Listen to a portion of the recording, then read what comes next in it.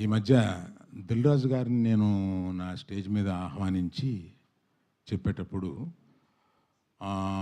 నేను రామ్ చరణ్ని తగ్గించాను అన్న ఒక అభియోగంతో నన్ను చాలా ట్రోల్ చేశారు. మీ అందరికీ తెలుసు. దాని మీద సీనియర్ విలేకరి గారు నన్ను ప్రశ్నిస్తే మిగతా అందరూ ఆ సందర్భం కరెక్ట్ కాదని నేను మళ్ళీ చెప్తానండి, ఇప్పుడు వద్దు, ఇప్పుడు నేను కామెంట్ చేయలేను అన్నాను.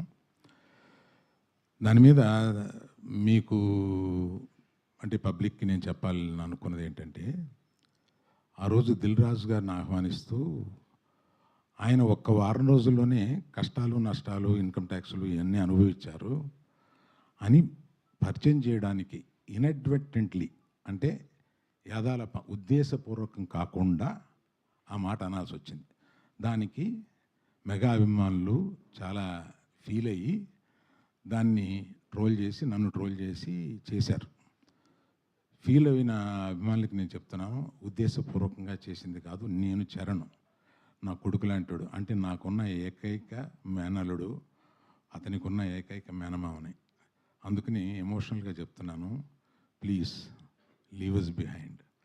చరణ్కి నాకు ఉండే ఒక రిలేషన్షిప్ ఇస్ ఎక్సలెంట్ రిలేషన్షిప్లో ఉంటాం మేము.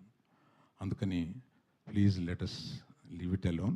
అది కేవలం పొరపాటున నేను దిల్ రాజు లైఫ్ చెప్పడానికి అది వాడి ఉండకూడదని అనిపించిన తర్వాత నాకు. Thank you for your understanding అండి.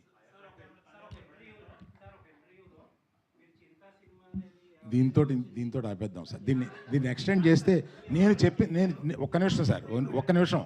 నేను ఎమోషనల్ ఇష్యూ అని చెప్పాను. నేను చెప్పిన దానికి విలువ లేకుండా పోద్ది. దీన్ని ఫర్దర్గా తీసుకెళ్తే అందులో కొంచెం ఇంకో